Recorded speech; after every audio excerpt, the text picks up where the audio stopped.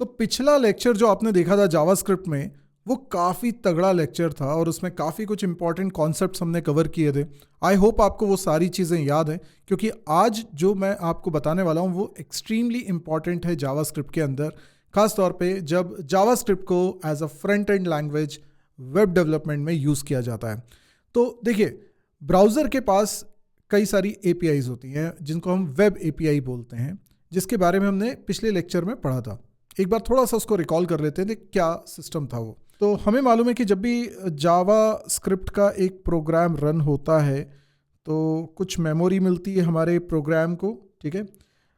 एक पोर्शन हम कहते हैं कॉल स्टैक है और दूसरा होता है हीप। ये दो चीज़ें होती हैं। ब्राउज़र जो है, ब्राउज़र के पास क्या होता है, वेब एपीआई। ये हमने समझा था। हमने यहाँ पे कॉल बैक का कॉन्सेप्ट भी समझा था और हमने समझा था कि वेब एपीआई बहुत सारी हैं। तो बेसिकली पर्पस क्या था वेब एपीआई का, ज़रा एक बार याद करते हैं। हम जावास्क्रिप्ट में कुछ कोड लिखते हैं, जावास्क्रिप्ट में हम फंक्शंस बनाते हैं। जब भी कोई जावास्क्रिप्ट का प्रोग्राम रन होता है, सबसे पहले ग्लोबल एग्जीक्यूशन कॉन्टेक्स्ट आ जाता है कॉल स्टैक में। उसके बाद जैसे जैसे किसी फंक्शन को कॉल किया जाता है, उस फंक्शन का एग्जीक्यूशन कॉन्टेक्स्ट बनता है और वो भी कॉल स्टैक पे आता है। कॉल स्टैक इस बात को मेंटेन करने के लिए है कि अभी कौन सा कोड चल रहा है, कौन से फंक्शन का कोड चल रहा है, जो टॉप पे है स्टैक में उसका कोड अभी चल रहा है। ये हमको समझ में आ गया। जितने भी ऑब्जेक्ट्स होते हैं उनको मेमोरी हीप में मिलती है, फंक्शन ऑब्जेक्ट्स को भी मेमोरी हीप में मिलती है। ये भी हमको क्लियर है। अब हमें ये भी मालूम है कि जावास्क्रिप्ट जो है वो सिंक्रोनस होती है, यानी कि सिंगल थ्रेडेड होती है। ये भी हमने पिछले लेक्चर में पढ़ा था। अब सिंगल थ्रेडेड होती है, लेकिन हम असिंक्रोनस जावास्क्रिप्ट को अचीव करते हैं कैसे?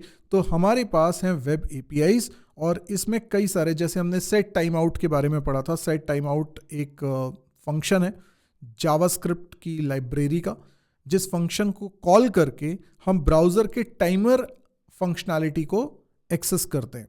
तो ब्राउज़र के पास, देखिए आप समझो, जावास्क्रिप्ट इंजन जो है ना, वो ब्राउज़र का एक पार्ट है।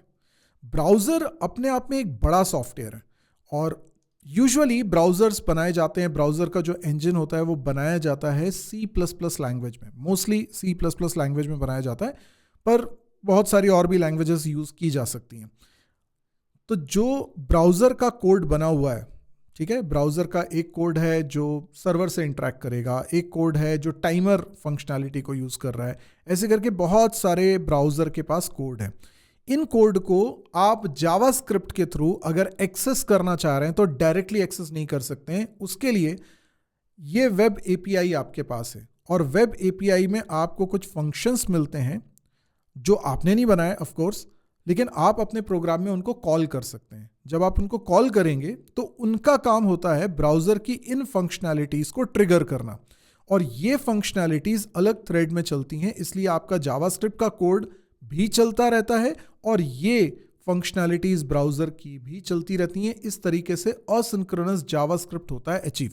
पर ये बात तो हम पिछले लेक्चर में पढ़ चुके हैं। आज इसको क्यों दोहरा रहे हैं? इसलिए क्योंकि वेब एपीआई के अंदर एक और चीज़ आपको देखने को मिलती है जिसको बोलते हैं हम डोम एपीआई। अब देखिए, कई लोग इस बारे में पढ़ चुके होंगे, डोम के बारे में बहुत पढ़ा होगा, लेकिन आज मैं आपको क्लैरिटी देता हूं। अगर आपको थोड़ा भी कंफ्यूजन था तो आज वो क्लियर हो जाएगा।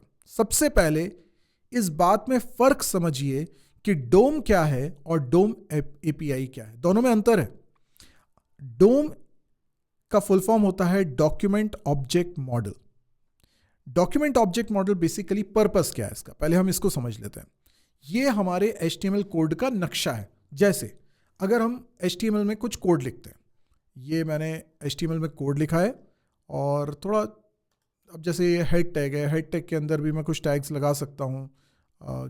जैसे मैं टाइटल टैग लगा लेता हूँ, ठीक है, इसके अंदर कुछ लिख लेता हूँ like welcome, and body tag है, बॉडी टैग के अंदर मैंने H1 टैग लगाया हुआ है, ठीक है। तो अभी ये क्या है, हमारा HTML डॉक्यूमेंट, ठीक है। और इस HTML डॉक्यूमेंट को, इसके एक एक एलिमेंट को रिप्रेजेंट करने के लिए जावास्क्रिप्ट आपको प्रोवाइड करती है ऑब्जेक्ट्स, ठीक है। और ये ऑब्जेक्ट्स आपस में रिलेटेड हैं एक ट्री लाइक स्ट्रक्चर से। आपने डेटा स्ट्रक्चर्स पढ़ा है, तो आपने ट्री पढ़ा है, आपने बाइनरी ट्री पढ़ा है, लेकिन जनरल ट्री भी हो सकता है, तो जनरल ट्री भी पढ़ा होगा। तो डेफिनेटली इसको अगर हम यहाँ पर देखें, उसका ट्री स्ट्रक्चर देखना चाहते हैं तो वो कैसे देख सकते हैं? एक सिंपल तरीका ये हो सकता है कि आप एक्सप्लोरर पे जाएं और आउटलाइन पे क्लिक करें। आउटलाइन पे आपको देखने को क्या मिलता है, आपको ट्री लाइक स्ट्रक्चर दिखता है। सबसे ऊपर आपको दिख रहा है HTML, देखिए सिर्फ HTML है। HTML एक एलिमेंट हो गया, उसके अंदर फिर हेड एलिमेंट है और बॉडी एलिमेंट है, देखिए 2 एलिमेंट्स हैं। उसके बाद हेड के अंदर टाइटल एलिमेंट है, बॉडी के अंदर H1 और स्क्रिप्ट एलिमेंट है। ये ट्री लाइक स्ट्रक्चर कहलाता है। अब ट्री लाइक स्ट्रक्चर को आप डेटा स्ट्रक्चर में डायग्राम से भी रिप्रेजेंट करते हो, राइट? तो वो एक अलग चीज़ है कि आपने ट्री बनाया तो एक HTML का नोड बन गया। अब आपने अगर डेटा स्ट्रक्चर नहीं पढ़ा है तो ये थोड़ा आपके लिए परेशान करने वाली टर्मोलॉजीज हो सकती है, इसलिए मैं रिकमेंड करता हूँ कि भाई डेटा स्ट्रक्चर तो सबको आना ही चाहिए। पर ठीक है, ये एक नोड होगा जो HTML को रिप्रेजेंट करेगा, HTML एलिमेंट को रिप्रेजेंट करेगा।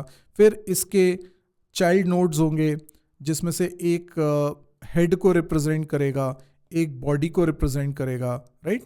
फिर हेड के अंदर कई सारे टैग्स हो सकते हैं, जैसे एक हमने अभी बनाया टाइटल टैग, ठीक है। बॉडी के अंदर मैंने 2 टैग्स बनाए हुए हैं, जैसे एक हमने बनाया हुआ है H1 और दूसरा हमने बनाया है स्क्रिप्ट टैग।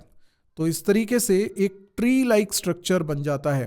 पर ये बनता किस लैंग्वेज में? ये बनता है एक्चुअल में अकॉर्डिंग टू द ब्राउज़र के स्टैंडर्ड्स जो W3 कंसोर्टियम ने बनाए हुए हैं, उन्हीं तो डोम बेसिकली एक स्पेसिफिकेशन, एक स्टैंडर्ड, ठीक है।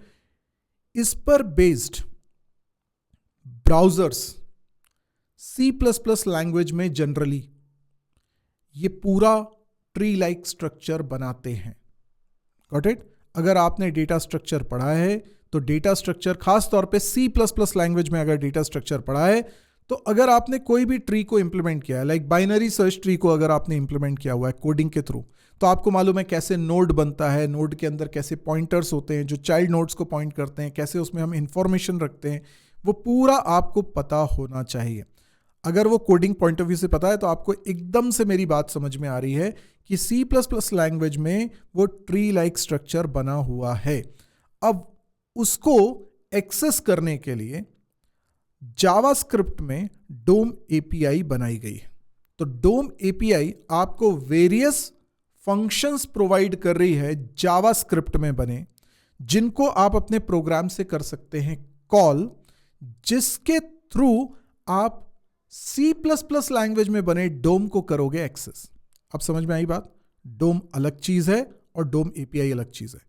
डोम मतलब डॉक्यूमेंट ऑब्जेक्ट मॉडल, यानी कि ये हमारे HTML डॉक्यूमेंट का एक नक्शा है जिसमें है ढेर सारे ऑब्जेक्ट्स जो कि C++ लैंग्वेज में एक ट्री डेटा स्ट्रक्चर के द्वारा इंप्लीमेंटेड हैं। हर एक नोड उस ट्री का एक HTML एलिमेंट को कर रहा होगा रिप्रेजेंट, और वो ऑब्जेक्ट्स को रिप्रेजेंट करते हुए जावास्क्रिप्ट में ऑब्जेक्ट रिटर्न करने का काम ये डोम API के फंक्शंस करेंगे। तो डोम API इस डोम को एक्सेस करने का एक जरिया है। आप क्या यूज करोगे जावास्क्रिप्ट में? डोम API के फंक्शंस को यूज करोगे, उनको कॉल करोगे। वो फंक्शंस इंटरनली इस डोम से इंटरैक्ट करेंगे। अब इससे फायदा क्या होगा? इससे फायदा ये होगा कि अगर आपको मालूम है कि ये डोम में HTML एलिमेंट्स को रिप्रेजेंट करने वाले ऑब्जेक्ट्स रखे हुए हैं, और वो भी एक खास ट्री लाइक डेटा स्ट्रक्चर में, जिससे कि पता चल रहा है कौन पेरेंट है, कौन चाइल्ड है, कौन चाइल्ड का चाइल्ड है, वो हायरार्की भी पता चल रही है। तो ये जो एलिमेंट्स हैं HTML के, इनको रिप्रेजेंट करने वाले ऑब्जेक्ट्स डोम के पास हैं, जो डोम API के जरिए आप हासिल कर सकते हैं। और उन ऑब्जेक्ट्स को यूज करके आप HTML एलिमेंट में किसी भी प्रकार का बदलाव ला सकते हैं। इसके लिए हम डोम को यूज करते हैं। आई होप आपको ये इंट्रोडक्शन समझ में आया होगा कि डोम क्या है और डोम API क्या है। तो अगर सिंपली बोलूं तो डोम HTML डॉक्यूमेंट का एक नक्शा है। The DOM is a tree like structure that represents your HTML page as objects that JavaScript can read, access and change. पता नहीं आप लोगों ने कितना सुना हुआ है, काला जादू के बारे में सुना हुआ है। आपने शायद मूवीज़ में देखा होगा, और इवन ये तो फॉरेन मूवीज़ तक में चलता है कि एक व्यक्ति को नुकसान पहुंचाने के उद्देश्य से उस व्यक्ति का एक छोटा सा पुतला बनाया जाता है, एक छोटी सी डॉल की तरह, और उसमें पिन चुभोई जाती है तो वो एक्चुअल व्यक्ति को दर्द होता है। तो ये देखा है आपने, ठीक है, पर इसकी रियलिटी पे मुझे नहीं मालूम कि ये कितना सच है, लेकिन कुछ ऐसा ही होता है जावास्क्रिप्ट में जब हम हासिल कर लेते हैं HTML एलिमेंट्स को रिप्रेजेंट करने वाले ऑब्जेक्ट, और इन ऑब्जेक्ट्स पर हम कई तरह के ऑपरेशंस परफॉर्म कर सकते हैं, इनके अंदर बदलाव कर सकते हैं, जो कि बदलाव रिफ्लेक्ट होंगे हमारे HTML डॉक्यूमेंट में, HTML एलिमेंट्स के ऊपर। ये कितना अमेजिंग है। इसके कारण हम डोम को बहुत इंपॉर्टेंट मानते हैं, क्योंकि डायनेमिकली हम पेज के कंटेंट को बदल सकते हैं, उसके लुक एंड फील को बदल सकते हैं, हम नए तरह के एलिमेंट्स भी बना सकते हैं और भी बहुत कुछ कर सकते हैं। सो जब भी कोई नया वेब पेज लोड होता है तो जावास्क्रिप्ट उसका एक नक्शा यानी डोम बना लेता है और आप उसको एक्सेस कर पाते हैं। बल्कि जावास्क्रिप्ट नहीं बनाता, ब्राउज़र बनाता है, ऐसा कहेंगे। जावास्क्रिप्ट के थ्रू तो हम बस उसको एक्सेस करते हैं। तो कुछ ऐसा सोचिए कि ये हमारा HTML कोड है और ये उसका डोम है। अब ये सिर्फ समझाने के लिए इस तरीके से बनाया हुआ है, और ये हमारा HTML कोड है, तो इस HTML कोड का इस तरीके से डोम होगा। अब इसको हासिल करने के लिए आप क्या करोगे? जैसे वेब API में कुछ फंक्शन होते हैं, तो आपको मालूम है एक डॉक्यूमेंट ऑब्जेक्ट होता है जो कि HTML डॉक्यूमेंट को रिप्रेजेंट करता है। ये तो हमने पहले भी देखा हुआ है। ये HTML डॉक्यूमेंट को रिप्रेजेंट करने वाला ऑब्जेक्ट डॉट लगा के हम इसके मेथड्स को एक्सेस कर सकते हैं। हमें मालूम है किसी भी ऑब्जेक्ट के पास होते हैं मेथड्स और प्रॉपर्टीज। तो बेसिकली डोम स्पेसिफिकेशन यही बता रहा है कि किसी HTML एलिमेंट को रिप्रेजेंट करने वाला ऑब्जेक्ट के पास कितनी प्रॉपर्टीज होंगे और कितने मेथड्स होंगे। तो ये डॉक्यूमेंट ऑब्जेक्ट के पास एक मेथड होता है क्वेरी सेलेक्टर, पर और भी मेथड्स होते हैं जिनके बारे में मैं अभी आपको बताऊंगा। इस मेथड की मदद से हम ये स्पेसिफाई कर सकते हैं कि हम किस एलिमेंट को सेलेक्ट करना चाहते हैं, और ये बिल्कुल वैसा है जैसे हम CSS में एलिमेंट को स्पेसिफाई करने के लिए सेलेक्टर लिखते थे। तो हमने यहाँ पर लिखा H1, तो H1 एलिमेंट को ये सेलेक्ट कर लेगा। क्वेरी सेलेक्टर की मदद से हम एक ही एलिमेंट को सेलेक्ट कर पाते हैं। तो अगर मल्टीपल H1 एलिमेंट पेज पर है तो ये पहले वाले H1 को सेलेक्ट करेगा। अगर आपको दूसरे को करना है, तीसरे को करना है, तो उसके लिए भी ऑप्शंस हैं जिसको हम आगे देखते हैं। पर हमारे को क्या मिल गया? एक ऑब्जेक्ट मिल गया। तो बेसिकली हमारे HTML डॉक्यूमेंट में ये जो H1 एलिमेंट है जो कि डोम के अंदर एक ऑब्जेक्ट है, ये ऑब्जेक्ट हासिल करने के लिए हमने ये फंक्शन को कॉल किया है, और इससे जो ऑब्जेक्ट आ गया वो E से हम रिप्रेजेंट कर रहे हैं, या तो कुछ भी वेरिएबल का नाम ले सकते हो आप। और उसके बाद E डॉट टेक्स्ट कॉन्टेंट करते हैं तो ये जो टेक्स्ट कॉन्टेंट है ये प्रिंट होने वाला है। इस बात को हम लोग एक बार प्रैक्टिकल करके भी देखते हैं। तो देखिए, जैसे ये हमारा कोड लिखा हुआ है, ये H1 है। अब मैं स्क्रिप्ट लिखने वाला हूँ यहाँ पर, तो मैंने लिखा let E assign document dot query selector, query selector, और क्वेरी सेलेक्टर में हमने पास कर दिया है H1। तो इस तरीके से हमारे पास ऑब्जेक्ट आ चुका है। अगर मैं सिंपली लिखता हूँ कंसोल डॉट लॉग और यहाँ पे लिख देता हूँ एलिमेंट यानी कि ऑब्जेक्ट, तो क्या आएगा ज़रा देखते हैं। अच्छा, अगर मैं इसको नोड से रन करूँगा ना तो ये रन नहीं होगा, क्योंकि नोड के पास डोम API नहीं होता। तो इसलिए अगर मैं नोड से एक बार रन करके बताता हूँ आपको, माई स्क्रिप्ट, क्योंकि बेसिकली हम तो यहाँ सीधे जावास्क्रिप्ट को रन कर रहे हैं, यहाँ पे वो HTML तो है ही नहीं ना। तो माई स्क्रिप्ट को हम रन कर रहे हैं तो वो बोल रहा है डॉक्यूमेंट क्या है पता ही नहीं है। तो अब नोड की मदद से हम HTML फाइल को थोड़ा ना रन कर रहे हैं, हम तो जावास्क्रिप्ट फाइल को रन कर रहे हो। जावास्क्रिप्ट फाइल अकेली रन होगी तो वो पहचान ही नहीं पाएगा कि डॉक्यूमेंट किसको रिप्रेजेंट कर रहा है भला, है ना। अब ये इसी HTML फाइल को रिप्रेजेंट कर रहा है, ये कैसे तय होगा? तो यहाँ पर वो नहीं हो पाता। तो इसके लिए तो आपको ब्राउज़र को ही यूज़ करना पड़ेगा। तो चलिए ब्राउज़र को यूज़ करते हैं। फाइल देखो, ये रही फाइल, और यहाँ पे मैं HTML फाइल का पाथ कॉपी कर रहा हूँ और इसको ब्राउज़र पे लिख रहा हूँ। ठीक है, ये आ गया। तो ये हेलो जावास्क्रिप्ट आपको दिखाई दे रहा है यहाँ पर, ठीक है। और जो आउटपुट आएगा वो, क्योंकि कंसोल डॉट लॉग किया हुआ है हमने, तो इसके कारण ये कंसोल पे आने वाला है। तो ज़रा कंसोल को भी देख लेते हैं, व्यू पेज सोर्स या इंस्पेक्ट करके देख लेते हैं। तो इंस्पेक्ट करके देखा और कंसोल पे देखें आउटपुट क्या आ रहा है। तो ये लिखा हुआ आ रहा है पूरा का पूरा एलिमेंट सेलेक्ट हो गया है। मैंने E की वैल्यू प्रिंट कराई तो इसने क्या किया, पूरे एलिमेंट को प्रिंट कर दिया, यानी ये पूरे एलिमेंट को रिप्रेजेंट कर रहा है। अगर मैं यहाँ पे लिखता हूँ E डॉट टैग नेम, देख रहे हैं आप, तो ये ऑब्जेक्ट के पास कई सारी प्रॉपर्टीज़ हैं। तो आपको यही समझना है कि ये ऑब्जेक्ट आपने नहीं बनाया है, ये तो क्वेरी सिलेक्टर ने आपको रिटर्न करके दिया है। तो ये ऑब्जेक्ट तो बना हुआ है, इसके अंदर प्रॉपर्टीज हैं, इसके अंदर मेथड्स हैं, आप उनको सिर्फ एक्सेस कर रहे हैं। आपको सिर्फ ये पता करना है कि कौन कौन सी प्रॉपर्टीज हैं, कौन कौन से मेथड्स हैं। तो टैग नेम से क्या होगा, हमें टैग नेम पता चल जाएगा। रिफ्रेश करके देखिए, H1 ये बता रहा है। अगर मैं इसमें जानना चाहता हूँ इसका कंटेंट क्या है, तो मैं लिख सकता हूँ इसके अंदर टेक्स्ट कंटेंट, और उसके बाद फिर मैं इसको रिफ्रेश करूँगा तो ये सिर्फ जो कंटेंट है उसका वो दिखा रहा है। ठीक है, ना केवल इतना बल्कि हम इसमें कई प्रकार के चेंजेस भी कर सकते हैं। वाई डोम इज इंपॉर्टेंट, आखिर हम डोम पढ़ क्यों रहे हैं, तो उसका जो मेन 4 पर्पस हैं वो मैं आपको बताता हूँ।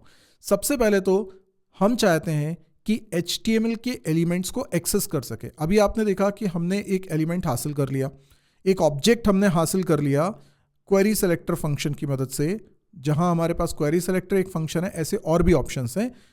तो उस फंक्शन ने हमें ऑब्जेक्ट दे दिया, उस ऑब्जेक्ट के माध्यम से हम उस एलिमेंट को एक्सेस कर पा रहे हैं। ना केवल इतना, अगर आप चाहो तो ऐसा भी कर सकते हो कि यहां पे लिखते हो e.textContent, ठीक है, टेक्स्ट कंटेंट, और इसकी वैल्यू मैं चेंज कर देता हूं और यहां लिख देता हूं हेलो माय सर जी।